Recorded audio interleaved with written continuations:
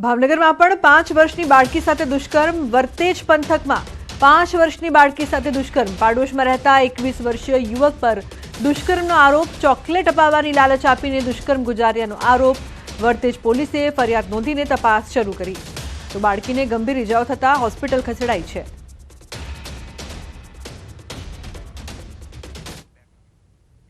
अन्य समाचार सूरतथी। सूरतમાં જ્વેલર્સ લૂંટ મામલે ભેસ્તાન પોલીસે આરોપીનો વરઘોડો કાઢ્યો છે। આરોપીને ઘટના સ્થળે લઈ જઈ તપાસ કરવામાં આવી। આરોપી હાથ જોડી જાહેરમાં માફી માંગી ભેસ્તાન પોલીસે વધુ તપાસ હાથ ધરી છે। તો આરોપીને ઘટના સ્થળે લઈ જઈને તપાસ કરવામાં આવી। આરોપી હાથ જોડીને જાહેરમાં માફી માંગતો જોવા મળ્યો।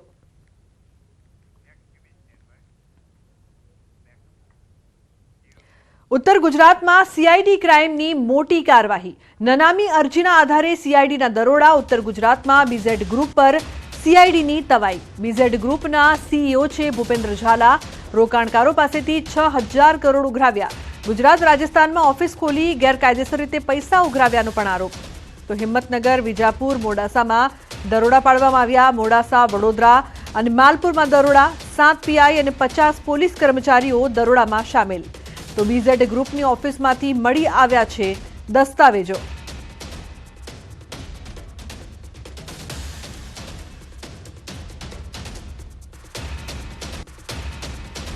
અરવલ્લી સાબરકાંઠામાં सीआईडी क्राइमની તપાસ। बीजेड ग्रुपની फाइनांस सर्विसની ઓફિસો પર તપાસ। बीजेड ग्रुपના એજન્ટોની ઓફિસો પર તપાસ કરવામાં આવી છે। રણાસન, મોડાસા, માલપુર ખાતે सीआईडी क्राइमની તપાસ। પોલીસ દ્વારા ઓફિસોમાં દસ્તાવેજોની તપાસ।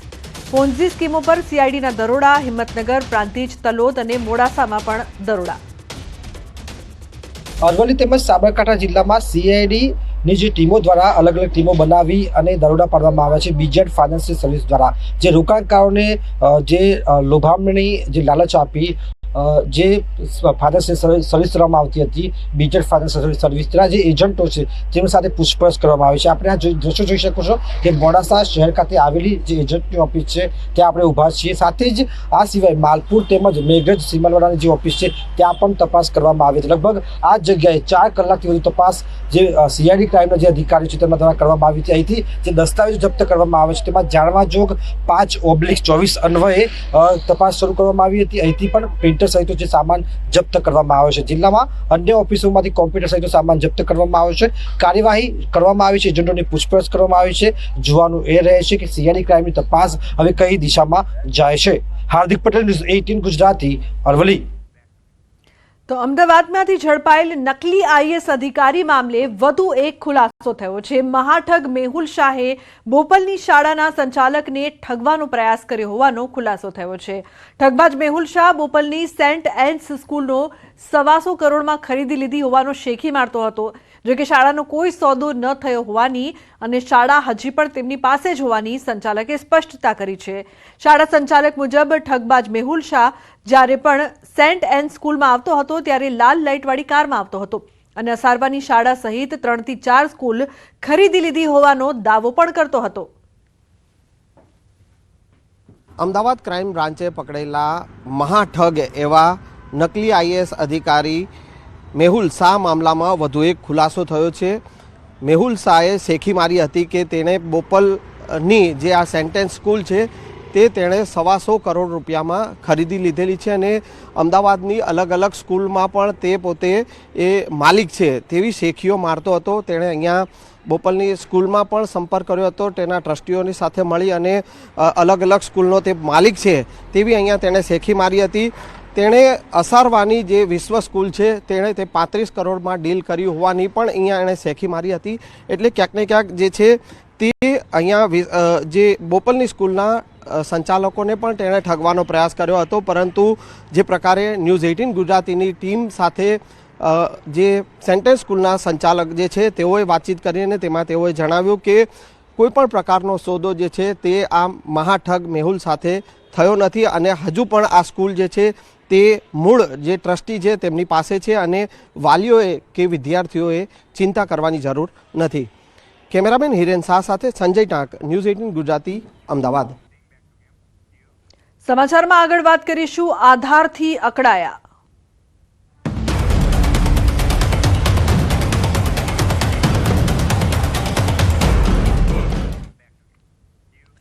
વડોદરામાં આધાર કાર્ડ અપડેટ માટે અરજદારોને હાલાકી થઈ રહી છે। આધાર કાર્ડમાં સુધારા અને ઈ-કેવાયસી માટે વહેલી સવારથી જ જૂની જિલ્લા કલેક્ટર કચેરીમાં ભારે ભીડ જોવા મળી રહી છે।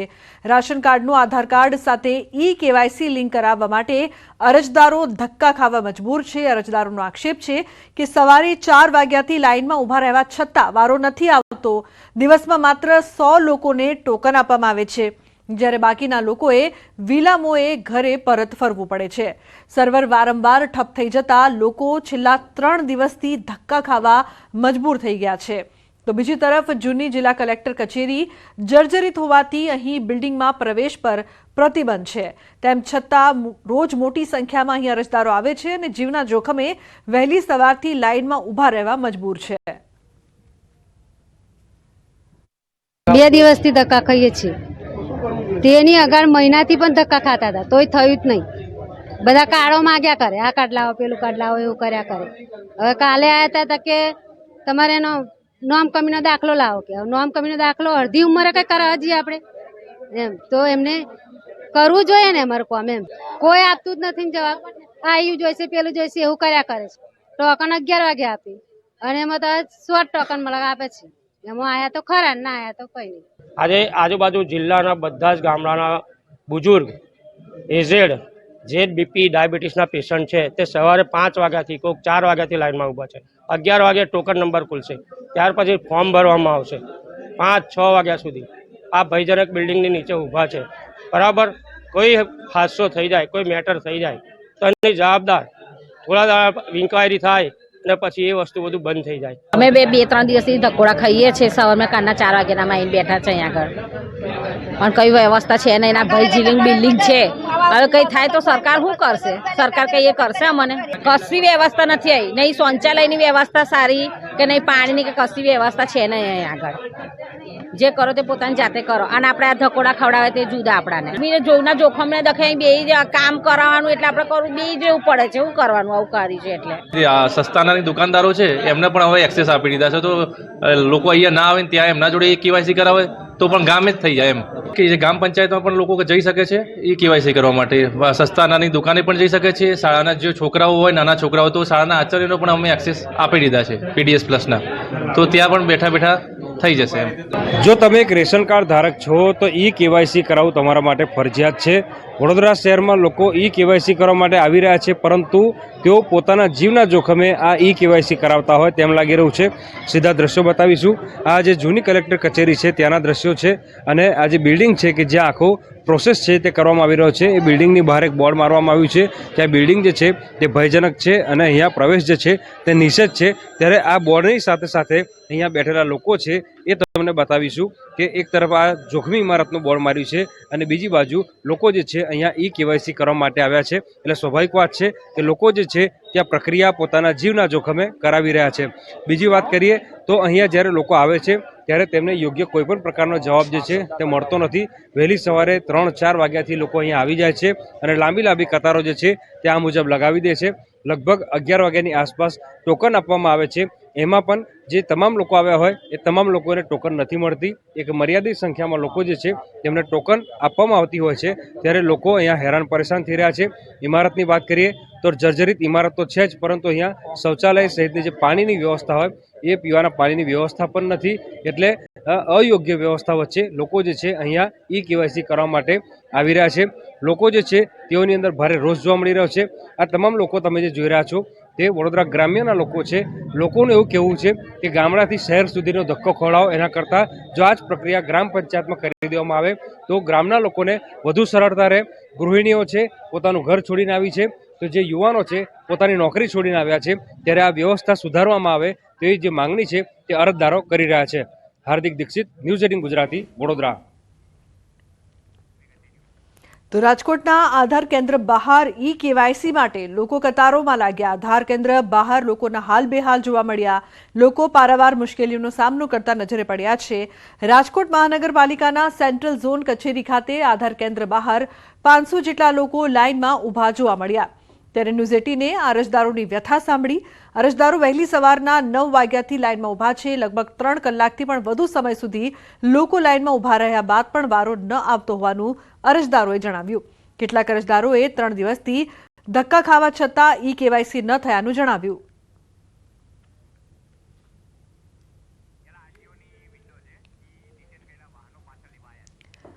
તો એક તરફ અમદાવાદમાં જે પ્રકારથી આરટીઓની લાઇન છે, જ્યાં ડિટેન કરેલા જે વાહનો છે તે પરત લેવા માટે આ કતાર લાગી છે. બીજી તરફ આધાર કાર્ડ માટે વડોદરામાં કતાર જોવા મળી રહી છે. લોકો કલાકોથી ઊભા છે. રાજકોટમાં પણ આ જ દ્રશ્યો, આધાર કાર્ડ માટે કલાકોથી લોકો ઊભા છે, છતાં તેમનો વારો નથી આવી રહ્યો. લોકોને હાલાકીનો સામનો કરવો પડી રહ્યો છે.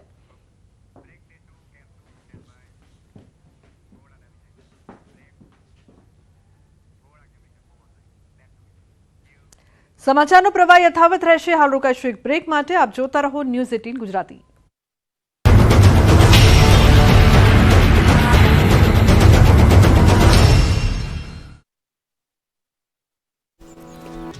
ખ્યાતિકાંડના મેડિકલ માફિયાઓ આખરે ઝડપાયા છે. અમદાવાદ ક્રાઇમ બ્રાન્ચે મોટું ઓપરેશન પાર પાડ્યું છે. કેસમાં ફરાર થયેલા 5 મોતના સોદાગરો સમાન આરોપીઓને ક્રાઇમ બ્રાન્ચે દબોચી લીધા છે. ખ્યાતિ મલ્ટી સ્પેશિયાલિટી હોસ્પિટલના CEO Chirag Rajput, marketing manager Rahul Jain અને મિલિંદ પટેલ, પ્રતિક ભટ્ટ અને પંકિલ પટેલની અલગ અલગ સ્થળેથી ધરપકડ કરવામાં આવી છે.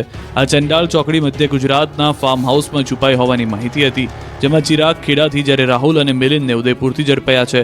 ગૃહ રાજ્યમંત્રી હર્ષ સંઘવી આ કેસનું સતત મોનિટરિંગ કરતા હતા, ત્યારે હર્ષ સંઘવીના ભરોસા પર ક્રાઇમ બ્રાન્ચ ખરી ઉતરી છે. ખ્યાતિ હોસ્પિટલના જે મેડિકલ કેમ્પ યોજાયા હતા તે આરોપી રાહુલ જૈન અને મિલિંદ પટેલ જ ગોઠવતા.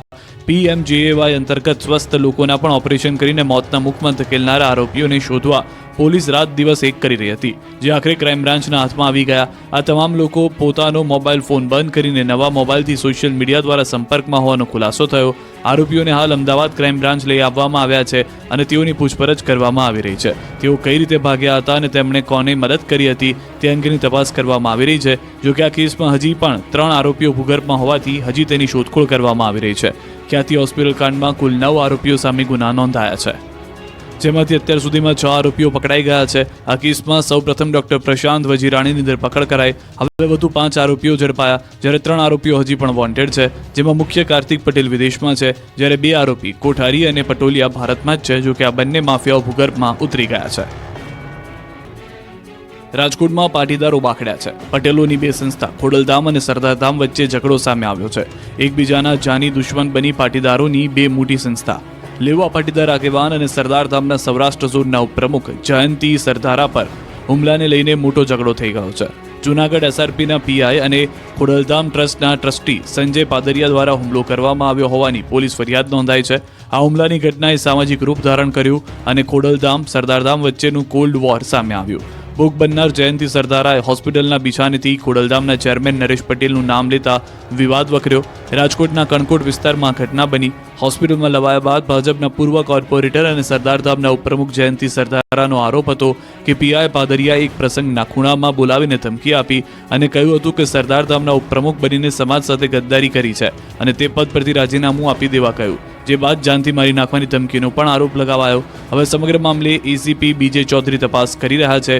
પોલીસ દ્વારા ઘટના સ્થળની મુલાકાત લેવામાં આવી હતી. સમગ્ર મામલે FSLની પણ મદદ લેવામાં આવી છે. પોલીસ દ્વારા CCTV ફૂટેજ એકત્રિત કરવામાં આવ્યા છે. હાલ તો અગ્રણી સંસ્થાની અંદરનો વિવાદ સપાટી પર આવ્યો છે.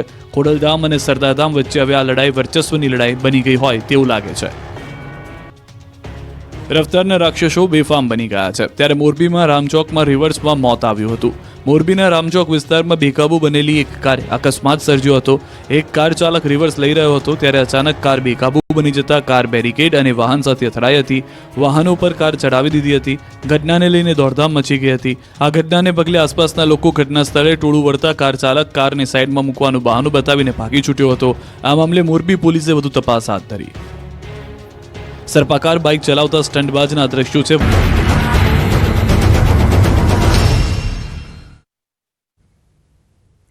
Welcome back. અને મહત્વપૂર્ણ સમાચારની વાત કરવામાં આવે તો રાજકોટમાં સરદાર ધામના ઉપપ્રમુખ પર થયેલા હુમલાને લઈને સોશિયલ મીડિયામાં પોસ્ટર વોર શરૂ થઈ છે. ગદ્દાર વિરુદ્ધ વફાદારના પોસ્ટર ફરતા થયા છે. ખોડલધામની યુવા સમિતિ સાથે સંકળાયેલા કન્વીનરો અને યુવાનોએ PI સંજય પાદરિયાના સમર્થનમાં પોસ્ટ મૂકી, જેમાં તેમને સમાજના વફાદાર ગણાવાયા છે. ઉલ્લેખનીય છે કે જયંતિ સરદારાએ પોલીસને આપેલી ફરિયાદમાં જણાવ્યું હતું કે સંજય પાદરિયાએ તેમને સમાજના ગદ્દાર કહ્યા હતા. અંકિત જોડાયા છે ફોન લાઈન પર વધુ માહિતી આપવા માટે. અંકિત, હવે સોશિયલ મીડિયામાં પોસ્ટર વોર શરૂ, શું વધુ અપડેટ? ચોક્કસ સર, ડૂબના ખાસ કરીને વાત કરવામાં આવે તો સરદારધામના ઉપપ્રમુખ જયંતિ સરદારા ઉપર જે હુમલો થયો હતો ને તે અંગે હવે સોશિયલ મીડિયામાં ગદ્દાર વિરુદ્ધ વફાદારની વોર શરૂ થઈ હોય તેવું લાગી રહ્યું છે. ખાસ કરીને વાત કરવામાં આવે તો ખોડલધામની યુવા સમિતિ સાથે સંકળાયેલા કન્વીનરો તેમજ યુવાનો દ્વારા પીઆઈ સંજય પાદરિયાને સમાજના વફાદાર ગણાવવામાં આવતી પોસ્ટ છે તે મૂકવામાં આવી છે. આ પોસ્ટની અંદર સ્પષ્ટપણે લખવામાં આવ્યું છે કે સમાજ પ્રત્યે સંપૂર્ણ સમર્પણ આપનાર સમાજના ઘરેણા સમાન પીઆઈ શ્રી સંજય પાદરિયા સાહેબ, આઈ support and stands with him સહિતના સ્લોગન છે તે લખવામાં આવ્યા છે. અને હાલ યુવાનો દ્વારા ઇન્સ્ટાગ્રામ હોય, પોતાના વોટ્સઅપ સ્ટેટસ હોય કે પછી ફેસબુક હોય, આ તમામની જગ્યાએ સ્ટેટસ સ્વરૂપે આ જે પોસ્ટ છે તે ખાસ કરીને અપલોડ કરવામાં આવી રહી છે. ઉલ્લેખનીય છે કે જયંતિ સરદારા દ્વારા જે રાજકોટ શહેર તાલુકા પોલીસ મથક ખાતે જે ફરિયાદ નોંધાવવામાં આવી હતી તેમાં સંજય પાદરિયાએ મને સમાજનો ગદ્દાર કહ્યું હતો તે સહિતના લખાણ છે તે ખાસ કરીને એફઆઈઆરમાં લખવામાં આવ્યા હતા. બિલકુલ અંકિત, આભાર સમગ્ર માહિતી બદલ. તો સોશિયલ મીડિયામાં શરૂ થયું છે પોસ્ટર વોર. અન્ય સમાચાર પાટણથી. પાટણમાં દત્તક બાળકના નામે છેતરપિંડીના કેસમાં તપાસ થઈ રહી છે. એસઓજી પોલીસે મહિલા અને 2 પુરુષની કરી છે પૂછપરછ. દત્તક બાળકના નામે છેતરપિંડીનો છેડો કચ્છ સુધી પહોંચ્યો.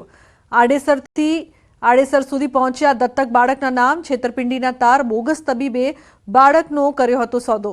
1.20 લાખમાં બાળકનો સોદો થયો હતો. ફરિયાદીએ બોગસ તબીબ પાસેથી ખરીદ્યું હતું બાળક. તો દસ્તાવેજી પુરાવા ન મળતા ફરિયાદીએ ખરીદેલું બાળક પરત કર્યું હતું.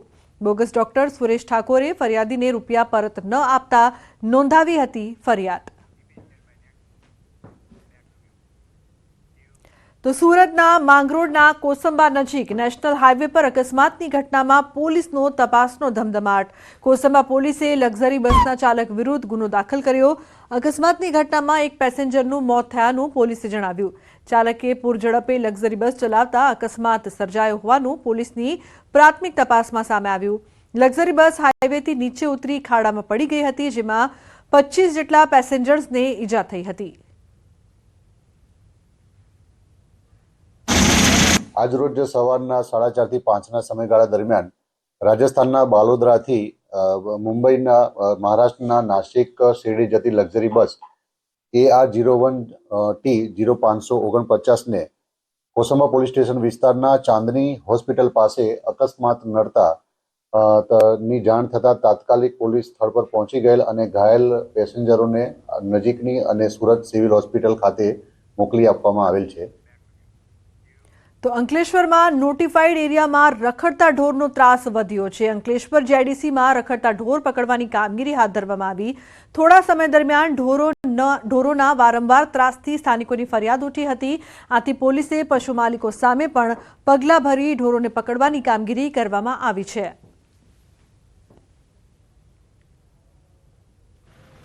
વસાહતમાં જે ઢોરોનો ત્રાસ હતો તેને દૂર કરવા માટે પોલીસના સહયોગથી આજે ડ્રાઈવ ચાલુ કરેલ છે, જેમાં નોટિફાઈડ દ્વારા ગાયોનું પકડવાનું કામગીરી હાલ ચાલુ છે અને તે બી હજી ચાલુ રહેશે પૂરા દિવસ માટે, જેથી જે ઓછું થઈ શકે એવો નોટિફાઈડનો પ્રયત્ન રહેશે.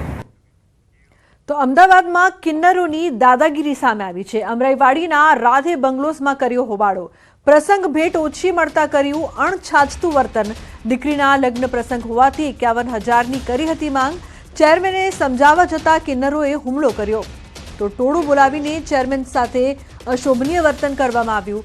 પોલીસને બોલાવ્યા બાદ પણ કિન્નરોએ આતંક મચાવ્યો હોવાનો આક્ષેપ. સોસાયટીના સીસીટીવી કેમેરામાં કિન્નરોની હરકત થઈ છે કેદ. તો ઘટનાને લઈને સોસાયટીના રહીશોમાં ભારે રોષ જોવા મળ્યો. સ્થાનિકોએ ઝોન 5 ડીસીપી ઓફિસ પહોંચીને રજૂઆત કરી. કિન્નરો સામે ફરિયાદ નોંધીને કાર્યવાહી કરવાની પણ માંગ કરી છે. સ્થાનિકોએ પોલીસ સ્ટેશન બહાર ન્યાયની માંગ સાથે નારેબાજી કરી છે. તો ટોળું બોલાવીને સોસાયટીમાં કિન્નરો દ્વારા હોબાળો. વાત ના માની અને મારી જોડે દલીલ કરવા માંડ્યા. એના પછી એ લોકોએ કંઈક 40-50 કિન્નરો બીજા બોલાયા અને પછી મને ધમકી આપી કે તમે બહાર આવો, તમને જ બધા પ્રોબ્લેમ છે, તમે સોસાયટીની બહાર આવો, તમને નહીં છોડીએ. મેં એ વખતે પછી પોલીસને બોલાવી, પોલીસની વાન પણ આવી. પોલીસે આખો બનાવ જોયો છે. એ લોકો પછી મને મારવા મારી પાછળ દોડ્યા છે. એ લોકો એમના કપડાં કાઢ્યા, ધમકાયો અને પર્સનલી એવી ધમકી આપી છે કે તું તો ગયો છે, આ વખતે હવે તને નહીં છોડીએ, કે તું સોસાયટીની બહાર પગ મૂક, તને જોઈશું નહીં. એટલે અત્યારે આ બધી વસ્તુમાં મને મારા જીવનનો થ્રેટ છે, જોખમ છે.